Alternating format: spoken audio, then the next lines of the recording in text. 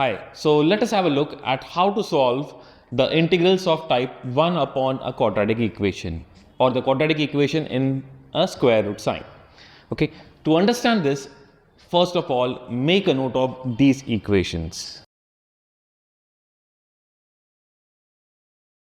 So let us have a look at our first question. It is integration of 1 upon x square plus 8x plus 12 with respect to x.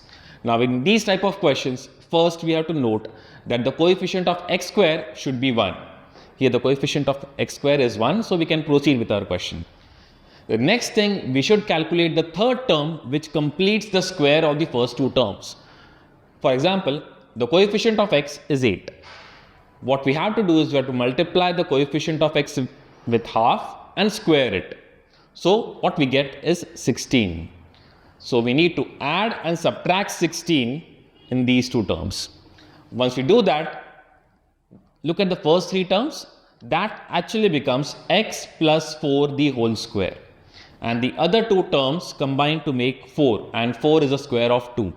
So here we have our arrangement, that is integration of 1 upon x plus 4 the whole square minus 2 square. And now we know the formula for 1 upon x square minus a square, right? X here is x plus 4 and the value of a is 2.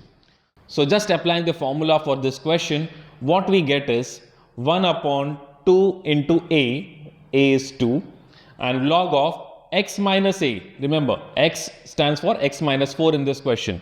So x plus 4 minus 2 and x plus 4 plus 2, and simplifying we'll get our answer. Okay, so the important thing to note here is we have to complete this square of the first term. For that, we need to calculate a third term, which is nothing but half into coefficient of x and its square.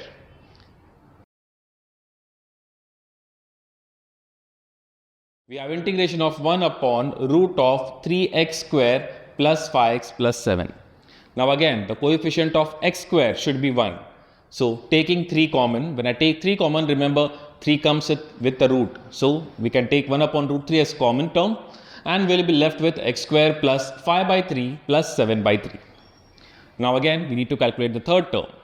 How do we calculate the third term? We multiply the coefficient of x with half and square it. So half into 5 by 3 and whole square. What we get is 25 by 36. So let's add and subtract 25 by 36 here. And again, the first three terms combine to form x plus 5 by 6 the whole square. Whereas the other two terms is 59 by 36, which is the square of root 59 by 6. So again, we can see it's in the form of 1 upon root of x square minus a square, and we know the formula for it as well, right? So applying the formula, in place of x, let us write x plus 5 by 6, and in place of a, let us write root 59 by 6. And simplifying, you should get your answer.